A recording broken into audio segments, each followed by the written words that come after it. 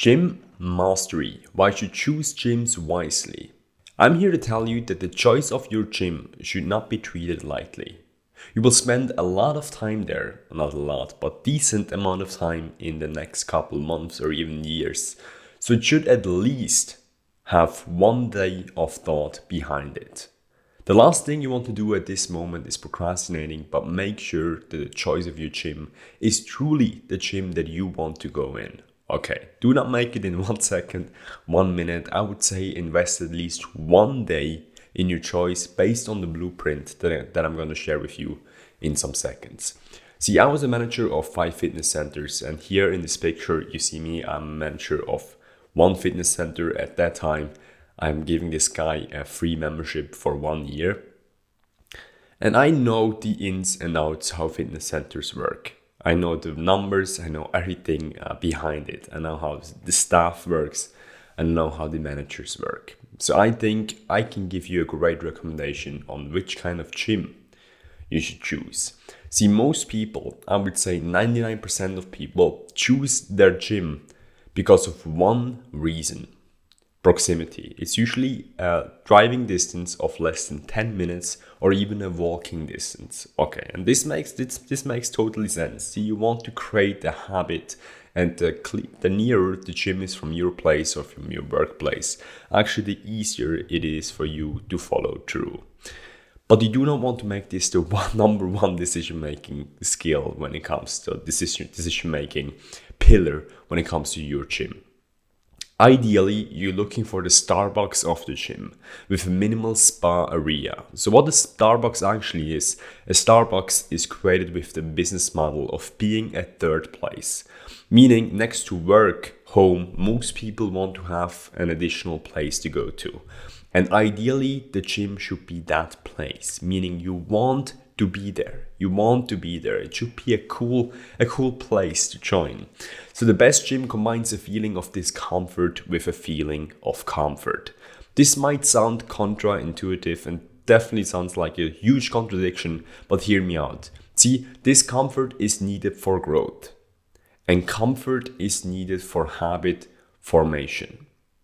If the gym would just be pure discomfort for you, then I'm going to tell you that you will not go there for more than 1 month. If the gym will just be extreme comfort to you, then I'm going to tell you that you will not have any results when you go to the gym unless you're a very, very advanced athlete at this moment in time. So let's take a look at those 2 points. Number one, a good gym creates discomfort. First of all, when you go there, you have to take a look at the people that train there. And ideally, you want people that you say, I want to be that guy, or I want to be that girl. I want to have that body. Okay, you want to have people in your gym that are way above your league and that are where you want to be. As simple as that. The next thing, you're looking for discomfort in the equipment. And generally, the more squat racks a gym has, the better. Ideally, you should be looking for 3 or more. 3 squat racks or more. Now, why squat racks? Because squat racks are generally an indicator of an advanced equipment. Most people that are not serious about their training, they're not even using a squat rack. They're using other stuff for their exercises like squats, or military press, for example, or front squats. They don't do them at all. What they do, they just go to a machine. So you should be looking for squat racks in your gym, because the more advanced you become, the more you do free weight training. The less you spend time on the machines, and the more you spend time actually lifting around free weights. The third question that you need to ask yourself to see if the gym is actually giving you some sort of discomfort is you simply go to the gym. It's like a litmus test, and you simply ask, does it have chalk? Do you guys have chalk here?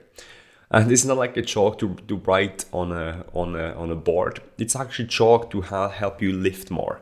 So when you're doing deadlifts, or when you're doing a certain exercise where you need a lot of grip strength, and necessarily like grip strength is the limiting factor, then you usually use some chalk. Now, very advanced lifters should only use chalk. So if you're training for less than 2 years or 3 years, I would say do not use chalk at all. But it is an indicator that you have a gym that's very serious about making or giving you results. Overall, you're looking for that dichotomy here. You're looking for people that are on a higher level than you. An indicator for those peoples is visuals. They have the appearance. They're like people that you want to be like. You have squat racks and you have chalk. You want to have that feeling of discomfort. So this is the best way you can level up. But on the other hand, you also want to have feelings of comfort. But the problem right here is you only feel comfort when you're around people that are on a lower level than you are. And this is really bad because this doesn't help you grow. So how do you do this? I can tell you right here that yes, it is okay. You can train with a friend. A friend can be your anchor, okay? Because generally friends are on the same level as we are, or even on a slightly lower level than we are in that area, for example, in weightlifting. If you can find a friend that you can go training with that is more advanced than you are, so it's he's on a higher level, this would be the absolute perfect. But for 99% of the people, they go training with a friend, and the same as I did when I started out, they go train with a friend that are on a lower level or on the same level as we are. The goal right here, why you're choosing a gym of discomfort, let's say, in the first place, is because you want to get comfortable being uncomfortable. Hanging around a person that is on a way higher level than you are and still feel comfortable is a very, very true indicator of growth. And this shows you that you've been doing something right. The next way to create comfort in a gym is to train at the same time every single training day. Why? Because this maximizes the exposure to new people, therefore making conversation likely. And if you're training in a gym where you have a lot of people that you want to be like, this is the ideal breeding ground for your success. Because you want to have those conversations with those people. You want to pick their brains. You want to ask them, hey, how did you do this? What is the best exercise to do for shoulders? Now remember, a lot of those people actually don't know what they're doing, but they can give you some great advice, and you will realize that what truly differentiates the people that have a great body and people that don't is usually just that the people that have a great body, they stick to it. They've been training for 10 years and they haven't stopped. That's usually the differentiating factor between those. And you will see that it's not magic. There are countless of people that have done it, and so will you. But you might say, QG, I can't do this. I'm an introvert. Now I would say, remember, I'm fully brutal right here. How has your program worked out so far? See, I'm not interested. Well, yeah, to some degree I am interested in your feeling because I want to make you succeed. But I'm going to tell you what is truly right, what you truly need to hear.